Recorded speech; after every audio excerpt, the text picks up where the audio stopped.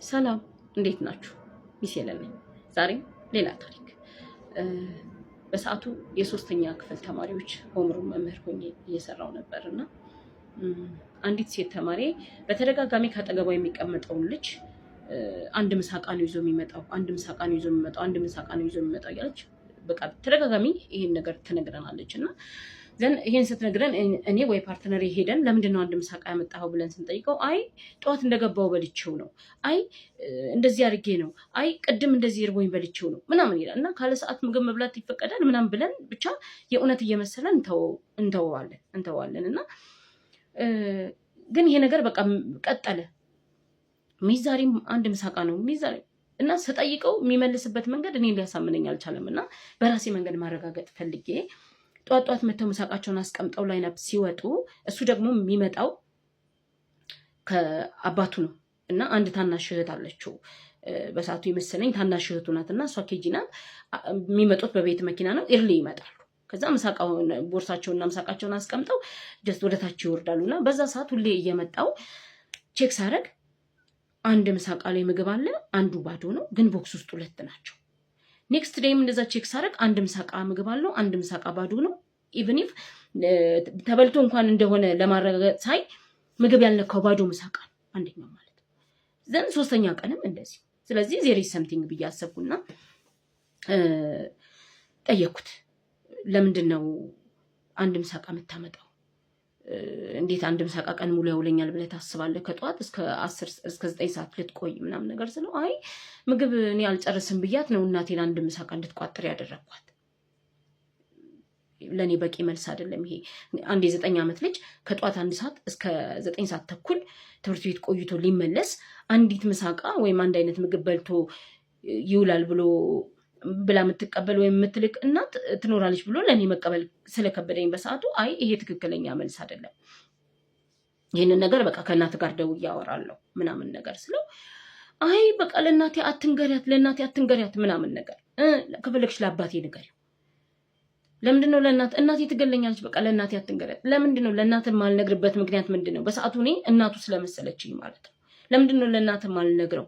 አይ ለእናቴ አትንገሪያት፣ ከፈለግሽ ለአባቴ ንገሪው እንጂ እናቴ እንዳታውቅ በጣም ትቆጣኛለች ምናምን አለና በተለያየ መንገድ ብሞክር በቃ በጭራሽ ከእናቱ ጋር ኮሚኒኬት እንዳደርግ ይሄ ልጅ አይፈልግም። ስለዚህ እኔ ያልገባኝ ያልተረዳሁት የሆነ ችግር ይኖራልና የእሱን ቃል እንትን ማድረግ አለብኝ ብዬ ስለ አባቱ ስራ አይነት ነገር ምናምን ጠየኩትና ስራ ይሆናል ብዬ በማስብበት ሰዓት ለአባትየው ደወልኩለትና እንደዚህ ስለ ክሌ እንድናወራ ነበር። ለእናቱ ልደውል ነበር የፈለግኩትና ለእናቱ እንድደውል አልፈለገም። ስለዚህ ከአንተ ጋር ማውራት እፈልጋለሁ፣ አርጀንት ነው እንዳትቆይ ማለት ቶሎ ነው የምፈልግህ አይነት ነገር አልኩት። ምክንያቱም በሰዓቱ መስከረም፣ ጥቅምት፣ ህዳር አልቆ ኦልሬዲ ወደ ታህሳስ ልንገባ ነው። ህዳር እያለቀ ነው ኦልሬዲ እና ስለዚህ እየሸወደን ያንን 3 ወር በሙሉ እንደዚህ ነበረ የቆየው ብዬ ስላሰብኩኝ አባትየውን ቶሎ እንዲመጣልኝ አደረኩትና እንድናወራ ስንገናኝ ኤከሌ እንደዚህ ይላል እና ጠዋት በልቼው ነው ሲለኝም 4 ሰዓት ላይ ያበላሉ። ጠዋት እንደበላ ልጅ አይደለም። አይ ጠዋት እውነትም 2 ምሳቃ ይዞ መጥቶ ነው የሚለውንም ኢርሊ መጥቼ ጠዋት ለማረጋገጥ ስሞክር ኢቭን ኢፍ አንዱ ምሳቃ ምግብ እንኳን አይነካውም። ስለዚህ ለምንድን ነው የ9 ዓመት ልጅ እናንተ እንደማየው ከሆነ የኑሮ ችግር ያለባችሁ አይነት ሰዎች አትመስሉኝም። ይህንን የሚያክል ትምህርት ቤት ከፍላችሁ እያስተማራችሁ ሰምቲንግ ምናምን በተረዳውበት አንገል አወራሁትና እህቱም አለች እሷንም እንደዚህ ነው የሚሆነው ነገር ስለው ሰውየው በጣም ነው የደነገጠው፣ በጣም ነው ያዘነው፣ በጣም ነው የተከፋው። እኔ እስከምገረም ድረስ ማለት ነው። ምክንያቱም እኔ በሰዓቱ የመሰለኝ ህፃኗም እሱም የነሱ ልጆች ነበር የመሰሉ። ለካ ምንድን ነው ህፃኗ ነች የነሱ ልጅ። ይሄ ልጅ የአባትየው የእህት ልጅ ያደራ ልጅ ነው። የዚህ ልጅ እናት ከትዳሯ እንዳሰበችው ስላልሰመረላት ከልጁ አባት ጋር በፍቺ ትዳሯ ከተጠናቀቀ በኋላ ለተወሰነ ዓመት ሰርቼ ልምጣ ብላ ከኢትዮጵያ ውጭ ስትወጣ ልጇን ለነሱ አደራ ሰጥታለች። ካለፈው ዓመት ጀምሮ ይሄ ልጅ እኔ ጋር ከነበረበት 1 ዓመት በፊትም 2ኛ ክፍል ሲማርም እነሱ ጋር ተቀምጦ ነው የተማረው። አሁን ይሄ 2ኛ ዓመቱ እኔ ጋር ሲመደብ ማለት ነው። እና ለካ የአደራ ልጅ ነው፣ ለሰውየው የእህት ልጅ ነው የሚሆነው። ያቺ ሴት ቤት ያለችው የአጎት ሚስት ናት መጥቶ ነው ለዚህ ህፃን። ያ ህፃን ግን ያን ሁሉ ቀን ሳስጨንቀው አንድ ቀን እናቴ አይደለችም የአጎቴ ሚስት ናት አላለኝም። አባቴ አይደለም አጎቴ ነው አላለኝም። በቃ እንደምደውል እንዳመረርኩ ሲያውቅ እንግዳውስ ከደወልሽ ነገር ነው ከደወልሽ ለሷ ከመደውይ ለናቴ ከመደውይ ለአባቴ ደውይ እንጂ ያለኝ ለአጎቴ ሚስ ከመደውይ ለአጎቴ ደውይ አላለኝ። ይሄንን የሚያስረዳኝ ማን ነው? ሰውየው ደውዬለት መጥቶ አጠገብ ላጠገብ ስናወራ የእህቱ ልጅ እንደሆነ እሱ አጎቱ እንደሆነ እየነገረኝ እና በጣም ነው ያዘንኩት። በጣም ነው ልቤ የተሰበረው። እሷም እኮ ያቺም እናት እኮ ልጅ አለቻት። ያቺን ልጇን እስከመቼ እንደምታሳድጋት አናውቅ። ሞት በቀጠሮ አይመጣም፣ መለያየት በቀጠሮ አይመጣም። ማንም እናት ፈልጋ ወዳ ልጇን ለሌላ ሰው አሳልፋ አትሰጥም። እንዴት እናት ሆኖ ያየ ሰው በሰው ልጅ ይጨክናል? እንዴት እናት ሆኖ ስሜቱን የሚያውቅ ሰው የሰው ልጅ ለመጉዳት? ደግሞ እዛ ጋር የተረዳሁትን አንድ ነገር ልንገራችሁ። ህፃን ሆኖ የተደረገባቸውንም የተደረገላቸውንም አይረሱም። ይሄ ህፃን እዛው ህፃን ሆኖ የሚቀር ነው እንደሚመስለን። እኔ አንዳንድ ሰዎች፣ አንዳንድ አሳዳጊ፣ አንዳንድ ቤተሰብ፣ አንዳንድ ዘመድ፣ ጓደኛ፣ የቅርብ የሩቅም ሰዎች እነዛ ህፃናቶች እዛው ህፃን ሆኖ የሚቀሩ ነው እንደሚመስለን። ነገ አያድጉ። እኛ ልጆች ላይ እንዲደረግብን የማንፈልገውን ነገር የሰው ልጅ ላይ ማድረግ እንዴት ነው ማለት እንዴት ነው የሚያስችለን? ሰው እኮ ታዛቢ ቢኖር ባይኖር ሰው ቢያይን ባያይን ህሊና ትንሹ እግዚአብሔር ነው። እኛን ከእንስሳ ለይቶ ሰው ያደረገን እኮ ማሰብ ማገናዘብ ስለምንችል እና እሷ እናቱ እንዳልሆነች ሲነግረኝ ነው የበለጠ ያዘንኩት፣ የበለጠ የተጎዳሁት፣ የበለጠ እየከፋኝ እና ልጁን ደግሞ ምንድነው ያደረገችው? በደንብ አርጋ ሳይኮሎጂካሊ አሳምና ላጎቱም እናቱም ስትደውል ከነገረ ቅጣቱ የባሰ እንደሚሆን አስፈራርታው አሳምናዋለች። አንድም ሳቃ እንደሚቋጠርለት ለማንም መናገር እንደማይችላል። ይህን ነገር ብትናገር አጎት በሌለ ሰዓት ቅጣቱ ይብስብሃል ተብሏል።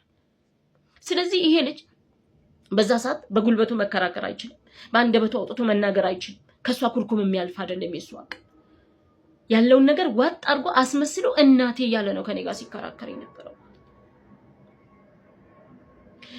እና አጎት ይሄንን ሚስጥር ካወቀ በኋላ ለሷ ሳንነግራት እንዳላወቀ አንቺ ምን እንደውለሽ እንዳልጠራሽ ምንም ነገር ከልጁ ጭምር ተመካክረን ምንም እንዳላወቀ ሆኖ ዝም ብሎ ግን ምንድነው ጧጧት ሲያመጣው እስናክ እየገዛ ያው የታሸገ ምግብ አይፈቀድም ግን የሚጠይቅሽ አካል ካለ ይሄን ታስረጅልኛልሽ ስፔሻል ኬዝ እንደሆነ ትነግሪልኝና በዚህ ጉዳይ ማኔጅ ያደርግን እንቆይና በቻልኩት ፍጥነት እናቱ ወደ ኢትዮጵያ ተመልሳ እንድትመጣና እኔ ያቅሜን በገንዘብ ረድቻት የራሷን ኑሮ እንድትጀምርና ልጇን እንድታሳድግ እስከማደርግ ድረስ በእንደዚህ አይነት መንገድ እንሸፍንለትና ቤት ውስጥ ሌላ ጫና እንዳይፈጠርበት ይሄን ነገር ነገርክ ብላ ሌላ ጉዳት እንዳይመጣበት ለልጁ ለመከላከል ሲባል ከአጎትየው ጋር ማለት ነው ይሄንን ተስማምተን ሰውየው የሚገዛ የታሸጉ ነገሮች እየገዛ አንደኛው ምሳቃ ላይ ያደረገ ልጁ ያንን እየበላ ይመስለኛል ሚያዚያን ጨርሰን ግንቦት አካባቢ መሰለኝ እናቱ መጣች በሰላምና ሰውየው ለቤቱ ለሚስቱና ለልጆቹ የተጨማሪ ነገር ሊያደርግበት ያሰበውን የነበረ ገንዘብ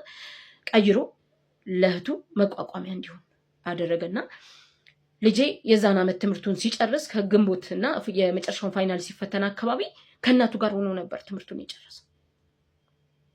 ግን ይውላችሁ መቼም ቢሆን ማለት ነው ማንም ብንሆን ትንንሽ ልጆችን አቅም የሌላቸው ጉልበት የሌላቸው አንደበታቸው ተናግረው የማያሳምን የማይረታ ልጆች ላይ ምንም ነገር ቢሆን ስናደርግ የኛ ልጆች ቢሆን ብለን አስበን የኛ ልጆች ላይ እንዲደረግብን የማንፈልገውን ነገር የምናደርግ ሰዎች እኔ የእውነት ቃላት የለኝ ሴትዮዋን አላወቅኳትም ማወቅም አልፈልግም ነበር እንኳንም ያላገኘኋት ጭንቅላቴ ላይ መጥፎ ነገር ነበርና የሚሳለው ስለዚህ ምንድነው ምላችሁ አደራም ይሁን አንድ ቀንም ማግኟቸው ለአንድ ደቂቃ ማግኟቸው ስትተላለፉ ማግኟቸው መንገድ ላይ ማግኟቸው ህፃናት ፊት ላይ ወይም ለህፃናት የሚመጥን ነገር ለህፃናት እንደልባቸው የሆነ ነገር እማታደርጉ ከሆነ ባታደርጉ ወይም ባትናገሩ ወይም ምንም አይነት አክሽን ባትወስዱ የተሻለ ነው። ወዳችኋለሁ።